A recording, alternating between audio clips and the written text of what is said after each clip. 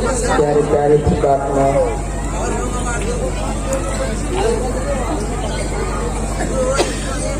बड़ी हर्ष का विषय। प्रत्येक साल की भांति इस साल भी सत्संग श्रवण करने का कहने का अवसर प्रदान हुआ।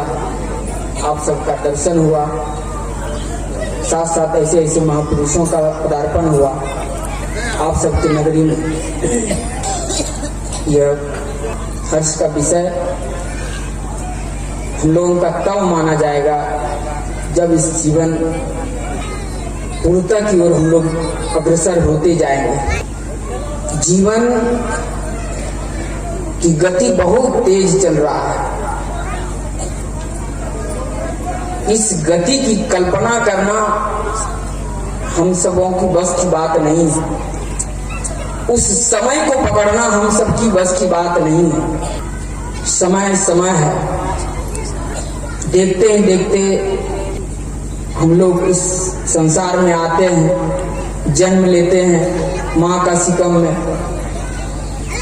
देखते ही देखते जवानी मिलता है, देखते ही देखते उम्र ढलने की ओर चले जाते हैं, बुढ़ापा की ओर चले जाते हैं। परिवर्तन होते जा रहा है।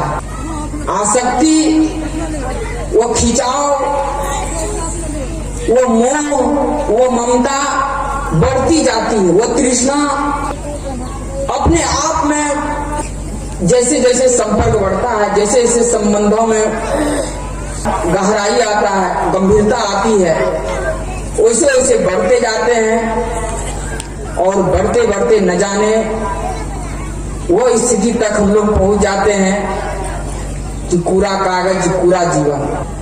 सदगुरु का संकेत है, ज्यों ज्यों वृद्ध होय तन छीना, त्यों त्यों माया विषय रस भीना। ज्यों ज्यों शरीर वृद्ध की अवस्था प्राप्त करते हैं, बूढ़ा की अवस्था प्राप्त करते हैं, माया विषय आसक्ति तमाम विषयों पकड़ना चाहता है। सारी इंद्रियां धीरे धीरे साथ छोड़ने लगते हैं और मोह ममता ये बढ़ने लगता है। पैर काम करना बंद कर देता है, हाथ से जो है करना बंद कर देता है। सारे इंद्रियां धीरे धीरे जब काम करना, जब स्थिर हो जाते हैं शरीर, तब हम लोगों का अखंड वैराग उत्पन्न होता है। तब हम लोग प्रभु की भक्ति की प्राप्ति में इच्छाएं रुचि जगती है। और तब हम लोगों का यह स्थिति रहता है कि सारे इंद्रियां अपने आप में सिमटती रहती है और हम चाहते हैं कि कुछ देर प्रभु का भक्ति करें, लेकिन वहां नहीं हो पाता। जिस आंख से हम संसार को देखते हैं, परिवारों से स्नेह करते हैं, संबंध जोड़ते हैं, वह आंख धीरे धीरे साथ छोड़ने लगते हैं। जिस दांत से चना चबाते हैं, आहार लेते हैं, वह दांत साथ छोड़ने लगते हैं। केस श्वेत अचेत हो रहे, केस श्वेत हो जाता है। सारे इंद्रियां धीरे धीरे एक वार्निंग घंटी देने लगता है और तब मेरे अंदर वो जगता है, वो भावना उत्पन्न होती है।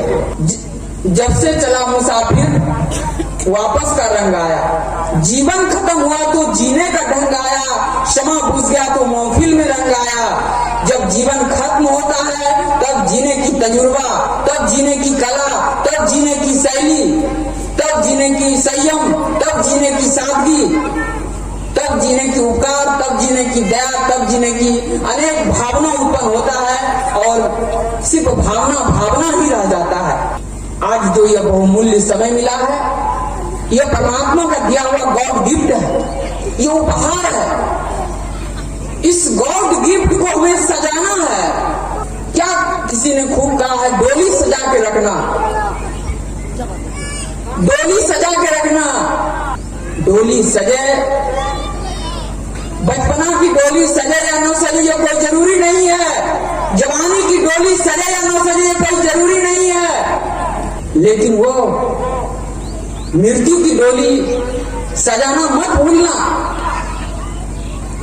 उस डोली को सजाना, निक सीख उसको खूब संवारना, खूब सजाना, खूब संजोना कि किसी प्रकार का ममता ममता, वो सोच, वो फिक्र, वो चिंता, संकल्प विकल्प कुछ रह न जाए। डोली सजा के रखना। हम लोग इस पंच भौतिक शरीर को क्या सजाएंगे, क्या निखारेंगे, लेकिन कवि ने जो कहा है वो गंभीरता की विषय है। उस विषय को हम लोगों को समझना होगा। इस चरित्र को संवारना है। इस पार्थिव शरीर को क्या निखारेंगे, ये मल मूत्र विष्ठा की शरीर, ये क्या इसको संवार पाएंगे? सारी इंद्रियों से गलत चीजें बढ़ती जा रही है। इसको सजाने से हमें प्राप्त नहीं हो पाएगा। प्राप्त तब होगा कि जब सब शरीर में सारे शक्ति रहते हुए प्रभु की गुणगान करें, याद करें, जीवन को समझें कि यह जीवन हम इस संसार का मालिक नहीं, अतिथि के रूप में है, अस्थाई नहीं है। अच्छे आचरणों से, अच्छे व्यवहारों से मछली जब तक सागर में रहती है तो उनको विदित होता है कि सागर कहाँ है। वो मछली छपटाती है, खोजती है सागर की खोज में। तालाब में रहने वाले मछली, उनको यह एहसास नहीं होता है कि समुद्र क्या होता है। जब उस मछली को मछुआरे पकड़ के गर्म रेत पर जब बिकता है तब उनको विदित होता है, तब उनको एहसास होता है कि जो मैंने जिया वो जीवन था। आज जो तड़पन हो रहा है, आज जो प्राण निकल रहा है, आज यह जीवन नहीं, आज यह मृत्यु है। और वह तड़पन, वो कचोट आएगा हम सबके जीवन में। वो घटित घटना है, वो धीत मेहमान है, वो जीवन में आएगा। उसको निर्भयता से स्वागत करना है। जीते कफन बिने मर्दाना, शब्द स्वामी का गाना। जीते जी कफन को पहन लेना, आसक्तियों से मर जाना, सारा इंद्रियों के विकारों से दूर हो जाना ही जीवन का सार्थकता है। हम नाभि के नीचे ही रह जाते हैं और सोचते हैं यही सुख है। ये तो पीड़ा है, ये कष्ट है। जब नाभि से ऊपर उठेंगे, अज्ञान चक्र, सहस्त्र चक्र, अष्टदल कमल में जब आप बैठेंगे तो वो जीवन का जो शक्ति है, जीवन की जो ऊर्जाएं हैं, जो आनंद है, वो आपको अपने आप में मोड़ ले आएगा। वो आनंद एहसास होगा, अनुभूति होगा। लेकिन हम जीवन को पड़ा पड़ा ही छोड़ देते हैं। ज्ञानी होते हैं जो कि जीवन को खड़ा छोड़ते हैं, ज्ञान में छोड़ते हैं, और जो रोगी होते हैं वो पड़ा पड़ा छोड़ते हैं। मल विस्ता की शरीर को कराते हुए, छपटाते हुए, चिल्लाते हुए और छोड़ते हैं। और इस परिस्थिति में जब वो छोड़ते हैं तो वो आत्मा न जाने कहां कहां भटकता है। किसी फकीर ने क्या खूब कहा, बिना लिबास आए थे इस जहां में, हम सिर्फ एक कफन के वास्ते इतना सफर करना पड़ा। बिना लिबास आए थे और इतना सफर करने के बाद न जाने क्या हमें मिलता है।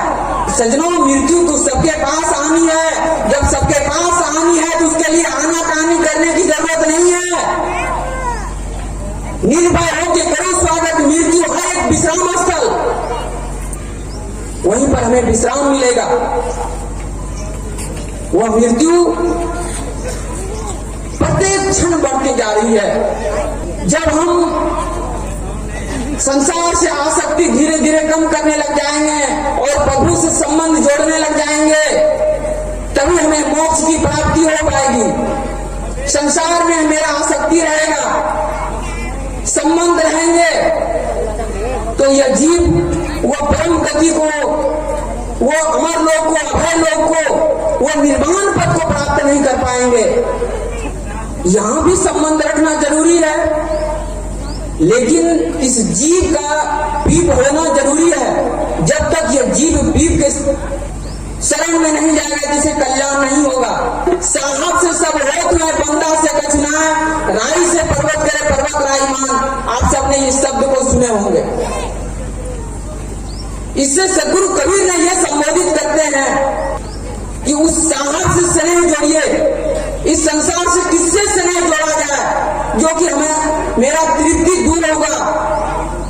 जो आया सो बिनसल हो धर के दे, या जब कोई नहीं आपन हो जासो जो मैंने।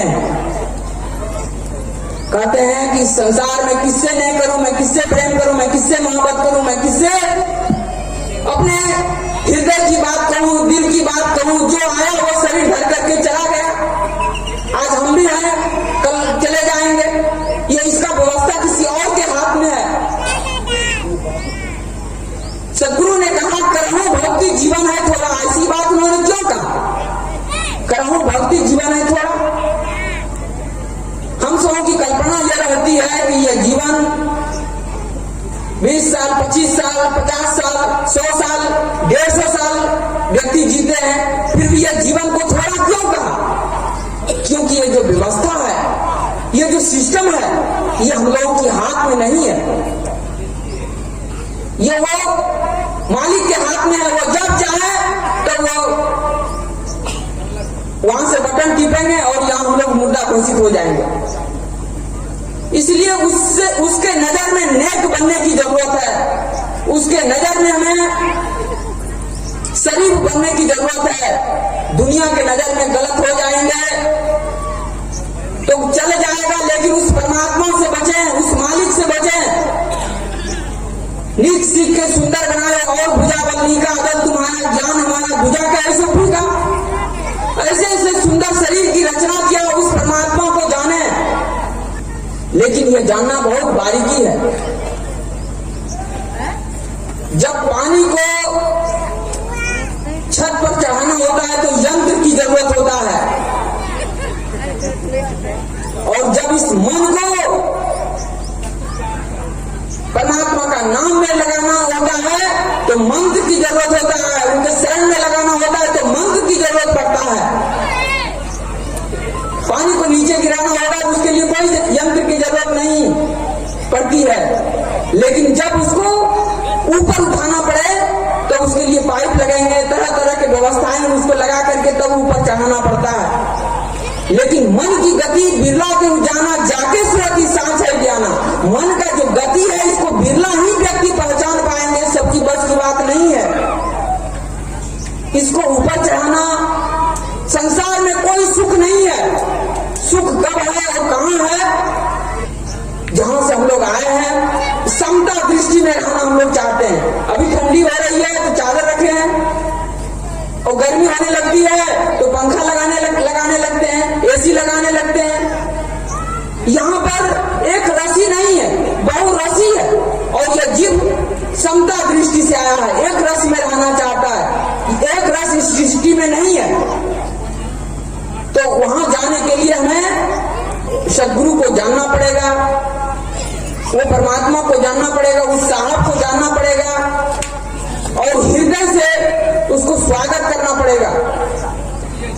उस परमात्मा से न जाने आदमी नजरअंदाज करके चलते हैं और खोजते हैं। नदियों में खोजते हैं, पहाड़ों पर खोजते हैं, झरनों में खोजते हैं, झीलों में खोजते हैं, कंदरों में खोजते हैं, गुफाओं में खोजते हैं। किसी ने पूछा, भगवान आप को इतना लोग खोजते हैं, आप क्यों नहीं दर्शन देते हैं? कहते हैं मैं तो परेशान हूं भक्तों से। भक्त ने मुझे पत्थरों में, पखानों में खोजते हैं। तो भक्त ने कहा कि प्रभु ऐसे जगह पर आप बैठ जाइए ताकि भक्त आपको परेशान नहीं करेंगे। कोई भक्त से भगवान परेशान नहीं होते हैं कि ऐसे जगह पर बैठ जाइए कि आपको परेशान नहीं करेंगे। तो कहा कि प्रभु आप मन में बैठ जाइए, जो कि यहाँ पर आदमी नहीं खोज पाएंगे।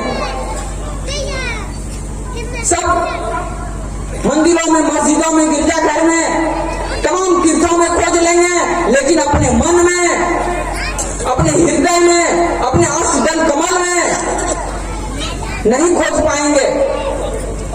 प्रभु इस जगह पर आप बैठ जाइए। आज हम लोगों की वही दैनिक स्थिति हो गई है। तरह तरह के स्थानों में जाकर के अपना जीवन को बर्बाद करते हैं और संतों की बताई मार्ग को, सहज योग को नहीं जानते हैं।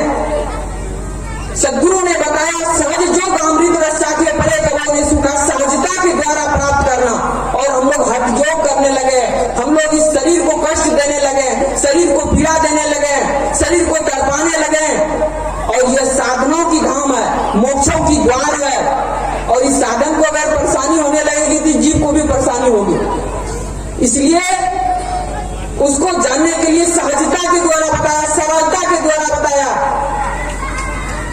और तभी हमें उस प्रभु को प्राप्त हो पाएंगे। तो मैं आप सबसे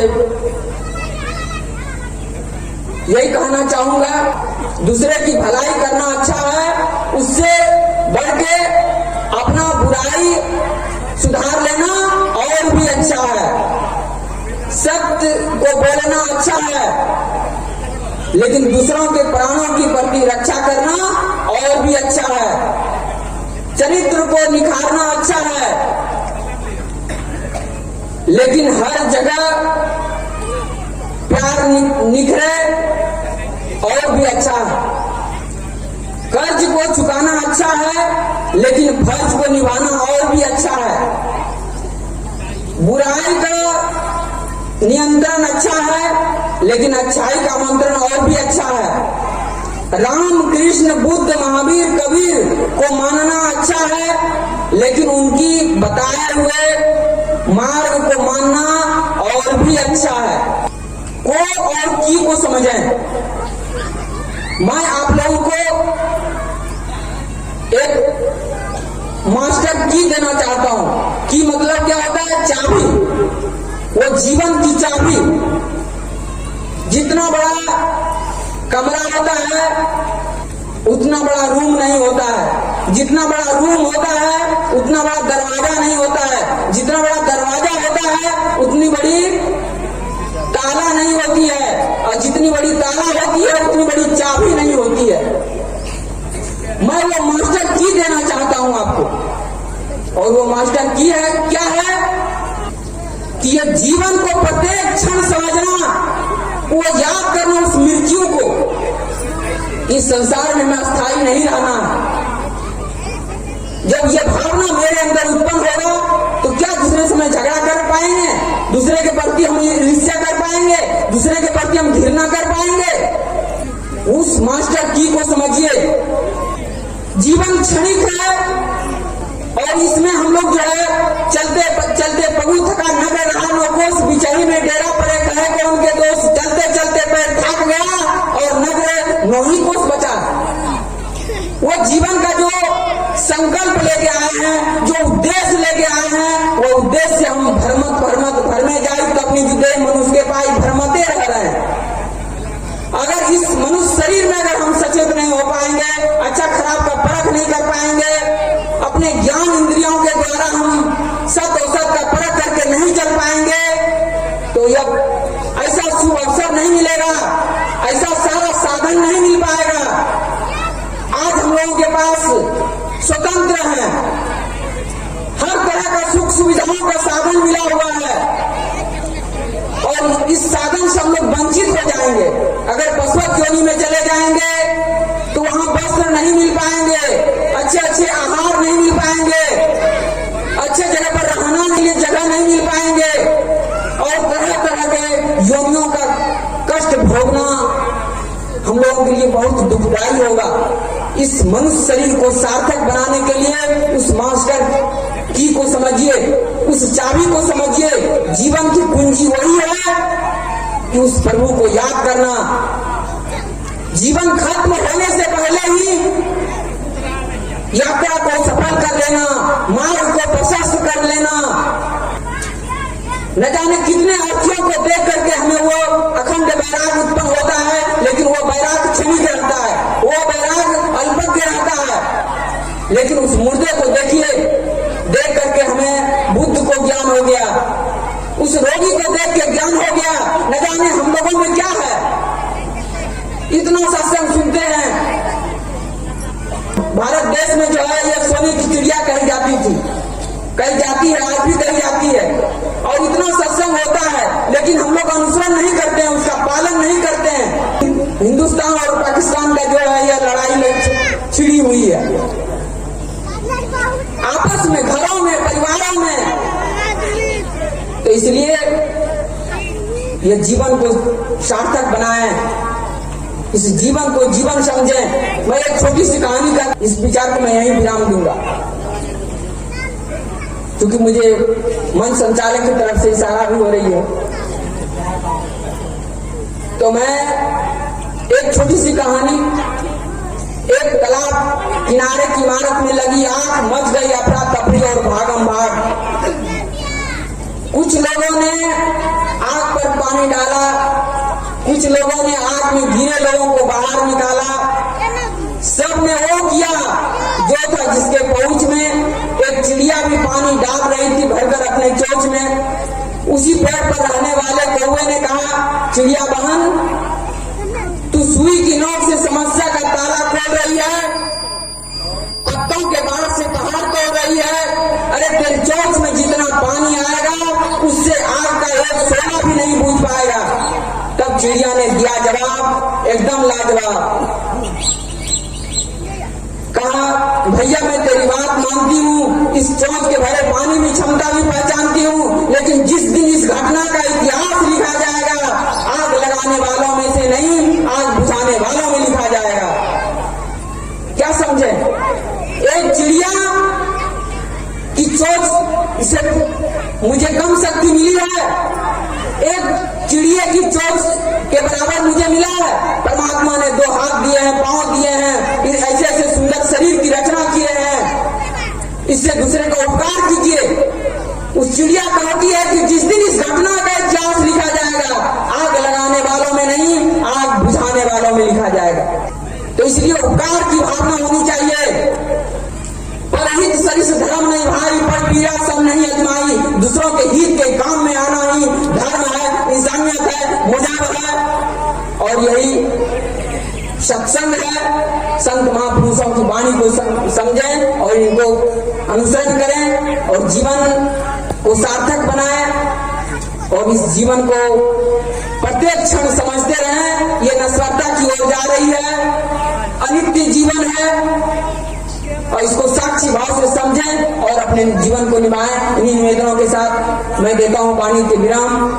जो भी टूटी फूटी शब्दों से मुझे गलती हुई होगी आप क्षमा करेंगे। सतराम। बहुत बहुत सराहनीय।